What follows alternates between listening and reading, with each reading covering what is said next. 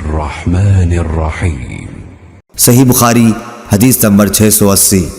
انس بن مالک انصاری رضی اللہ تعالیٰ عنہ نے خبر دی، آپ نبی کریم صلی اللہ علیہ وسلم کی پیروی کرنے والے آپ کے خادم اور صحابی تھے کہ حضور صلی اللہ علیہ وسلم کے مرض الموت میں ابو بکر صدیق رضی اللہ تعالیٰ عنہ نماز پڑھاتے تھے۔ پیر کے دن جب لوگ نماز میں صف باندھے کھڑے ہوئے تھے تو حضور صلی اللہ علیہ وسلم حجرے کا پردہ ہٹائے کھڑے ہوئے ہماری طرف دیکھ رہے تھے۔ آپ کا چہرہ مبارک حسن و جمال اور صفائی میں گویا مصحف کا ورق تھا۔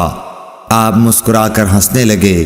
ہمیں اتنی خوشی ہوئی کہ خطرہ ہو گیا کہ کہیں ہم سب آپ کو دیکھنے ہی میں نہ مشغول ہو جائیں اور نماز توڑ دیں۔ حضرت ابو بکر رضی اللہ تعالیٰ عنہ الٹے پاؤں پیچھے ہٹ کر صف کے ساتھ ملنا چاہتے تھے۔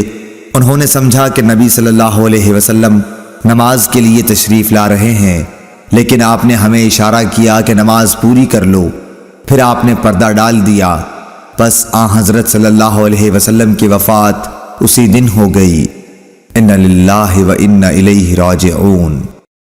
اللهم صل على محمد وعلى آل محمد كما صليت على إبراهيم وعلى آل إبراهيم إنك حميد مجيد اللهم بارك على محمد وعلى آل محمد كما باركت على إبراهيم وعلى آل إبراهيم إنك حميد مجيد